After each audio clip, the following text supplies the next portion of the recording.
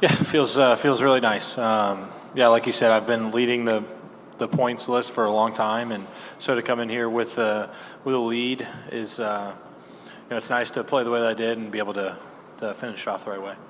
I mean, I tried my best to just stay in the present this week, and I felt like I did a really good job of that. In terms of the lead, it's unusual playing this many rounds of a tournament with a lead, especially, a 7-shot lead after the first round is something that I will probably never have at any other tournament besides this one. So it's a bit of a different feeling. I feel like sometimes this tournament lasts longer than other tournaments. I don't know why, but it just, like, I'm exhausted right now. There's really no other way around it. I'm just really, really tired. So if my answers are not very good, I'm blaming it on the exhaustion. Scottie, what happened on that shot out of the bunker? I shanked it. Why did you shake it? So there's the club, like there's the straight part of the face, and then over here is the hosel. And on that one specifically, I caught too much of that part of the face. And that's why I went to the right. So it's shaped kind of, a little curve. And then, so like if I hit the straight part, it's going to go that way, no, straight. I get that. And then if I hit this part, it's going to come, towards you. So that actual specific bunker shot, for some reason, I need to figure out why, but I shank it a lot more often than I should when I'm on a side slope like that. Thinking about it on the next shot, not really, just because it's a bunker. It's a totally different shot. If I had shanked a wedge from the middle of the fairway, I'm sure it maybe would have crept in. Like, I remember I had a shank at the President's Cup a couple years ago, and over my next iron shot, you can definitely feel, the toe of the club kind of flipping over to make sure it beats the heel there so the ball doesn't, so I don't shank it again. But this one specifically, since it was a bunker shot, no, I didn't really kind of go into the rest of the game.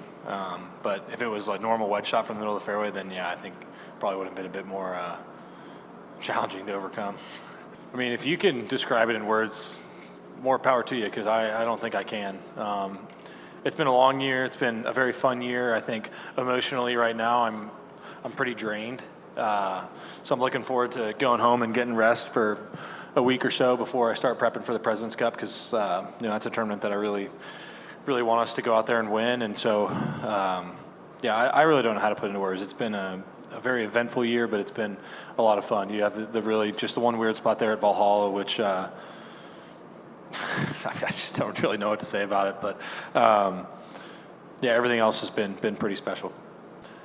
I mean, in terms of freshness, I'd say probably the one after number 8. I mean, you're really challenging me right now, having to look in the past. I don't really have the brain power. I'll probably have to get back to you on that one, but just because it's fresh in my mind, probably the one you gave me walking off number 8 tee. But really, Teddy gives me good speeches all the time. I mean, that's why he's such a great caddy. I mean, I don't think there's a day goes by that he's not giving me some pretty decent advice or giving me a good laugh when I need it. He really is, my biggest asset out there on the course, and he's a huge part of the team. Yeah, it's great. Still don't understand why the Olympics doesn't count. It's a bit weird to me. I think that's part of the greed that goes on in your brains. As you say 7, I'm kind of like, well, no, I won 8.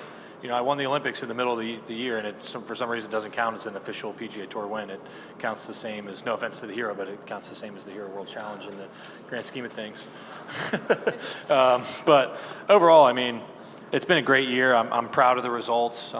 It's something I try not to focus too much on, but at the end of the day, being able to win tournaments is a great feeling, and it's what we work towards, and to be able to have as many wins as I have this year is really special. Yeah, if I'm going to be honest with myself, yeah, I definitely did. I've been the player of the year for the tour the last 2 years, and I haven't left with this trophy, and so it definitely, I think, leaves a bad taste in your mouth at the end of the year, especially when I start with the lead. Granted, it's not a huge lead, but you're starting the tournament ahead of people. Like, you should win the tournament if I'm starting ahead of people. That's how I feel. And so maybe the last couple of years I put too much pressure on myself to perform or whatever it is. But this year I did a good job of just staying in it mentally and keeping my head down, and just had a really good week and was able to finish it off the right way. I think so. I think last week was a good kind of relearning experience for me to just keep my head on straight. Last week my attitude was not great, and that's the thing that's been my greatest strength this year has been my attitude. And my whole team reminded me of that after the week, and I was like, listen guys, I know I was not in a great mood last week, wasn't in a good place, and so this week really my goal to start the week was just to have the right attitude and use what I feel like is my best strength, and that's my mind. And that's what Teddy reminded me of at the beginning of the week, and that was really just the thing that I focused on the most, was just staying in it mentally, and it paid off.